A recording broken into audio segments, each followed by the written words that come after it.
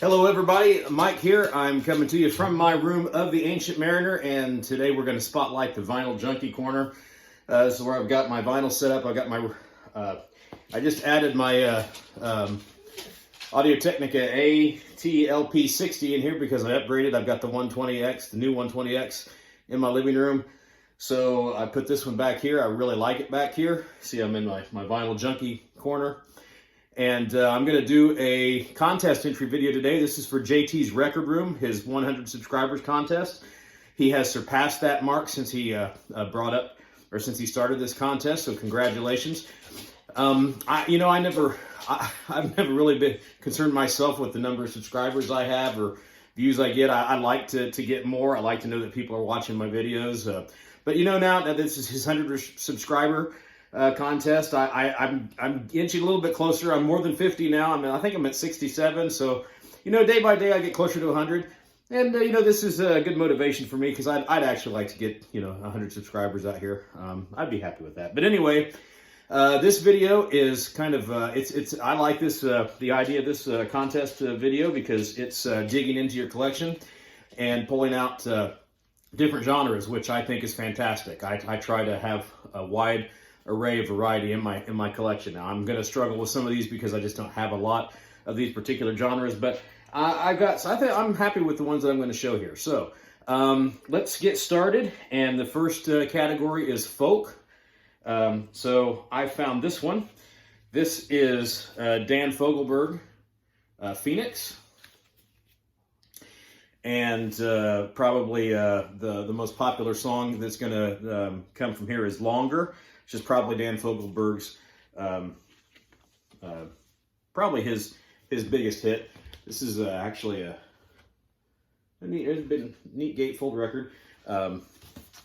Every once in a while I like to mellow out a little bit with the sounds of folk, and Dan Fogelberg is one of those guys. All right, so another genre that admittedly I kind of chickened out. I didn't chicken out on this one. British blues is the next genre. I'll be honest, I'm not a real connoisseur of the British blues, so I went with about the only thing in my collection that could actually qualify as that, and that's, I think, stretching it based upon the time that this album was recorded and kind of the sound of it. I think Eric Clapton is definitely falls into the category of British blues, and this is Derek and the Dominoes, which Eric Clapton was an integral part of, with Layla and other sort of love songs. Classic album. This isn't the greatest copy, but it's playable and it's in not bad shape, and it was like $10 when I found it, so had to get it. Not a British blues guy, but obviously Duane Allman made his appearance on this album. So you can't get much more of a combination of guitar mastery, blues-based guitar mastery than Eric Clapton and Duane Allman. So there's my entry, or there's my pick for the British blues. Next up is an indie band. I'm happy to show this because I just got this recently. I haven't even opened it and spun it yet. But this is the newest from Edie Brickell and the New Bohemians, Hunter and the Dog Star. Man, do I really like this album. I found this on my streaming service, and I listened to it when it came out, and I really like it from top to bottom. This is the first album that I own from Edie and the New Bohemians, and of course, if you're old like me, you remember her coming out in the, I think her first album came out in the late 80s. It came out during, when I was listening mostly to hard rock and metal. But I remember her album coming out and her being such a big hit with, Know What I Mean, I think was the name of the song. Everybody knows the song. I know what I want, if you know what I mean. I'm not aware of too many things. You know it, and I can't sing it, but you know it. But anyway, so many years later, 40-some plus years later, Edie Brickell is in the New Bohemians are making new music. This is a really, really, really good album. So there's that one. Next up, pop rock. So You know, I kind of wanted to get something in pop rock that was just that. It was pop and it was rock, and you know, kind of straddled both those lines. So I didn't want anything that was, you know, really like a hard rocking or too popish. So I found this one, and I think this is a really, really good, a perfect example of what pop rock is. And this is the debut album by Christopher Cross. There's the back of it there. This is a really, really, really good record, and it had, with a big hit on it was Sailing. Of course, my favorite Christopher Cross song that came from this album was Ride Like the Wind, and I think Ride Like the Wind is a perfect example of what a pop rock song is. You know, it's rock, it drives, but it's also got that pop sensibility, and you know, you've heard it on the radio forever. This album really has some excellent guests on it. I mean, if I'm going to read from the back of it here, but if you didn't know this, or you've never heard this album or don't own it, listen to this list of guest musicians. Larry Carlton on guitar. Let's see. Don Henley, background vocals. Eric Johnson on guitar. Nicolette Larson, background vocals. Michael McDonald on background vocals. The list goes. J.D. Souther.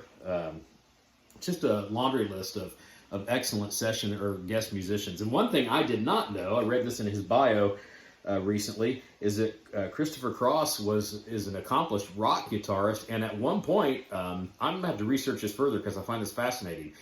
He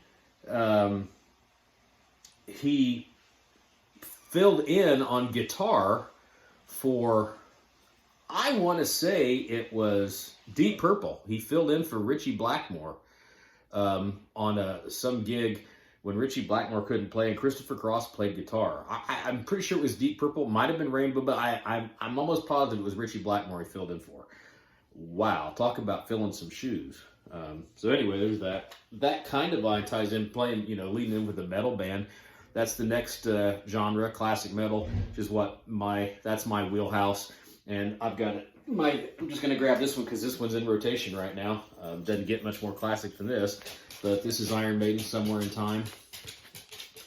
One of my top 3 favorite Iron Maiden albums. The band Iron Maiden was just at the top of their game when they came out with this. This is vicious.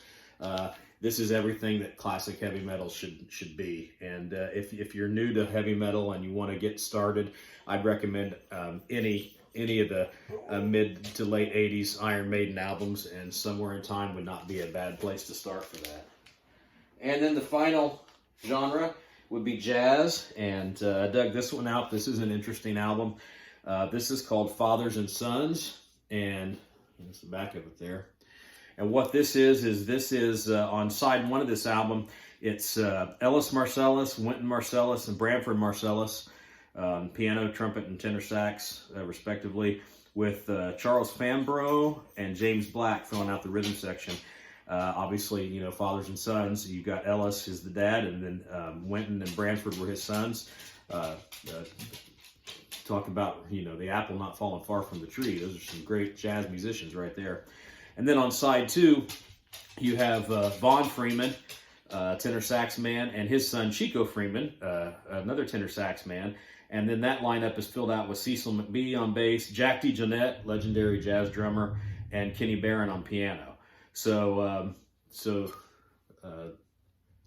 I thought that when this came out in, I don't know when this came out, 82. I got this when I was in high school. I was 12 when this came out. I was a sax player. I still dabble on play the alto sax. So I was really into, you know, jazz when I was in high school, and I still like jazz, and jazz sounds fantastic on vinyl. So I'm kind of happy to dig this one. I'm going to give this a spin here later, actually, and revisit this. So there's that, and there's six LPs of 6 different genres. Hope you like what you saw. If you're new to my channel, thank you for watching. If you like what you saw, please hit like, subscribe, and maybe I can get my own push to 100 after I put this video out. So JT and your JT's Record Room, congratulations on surpassing your 100 subscribers.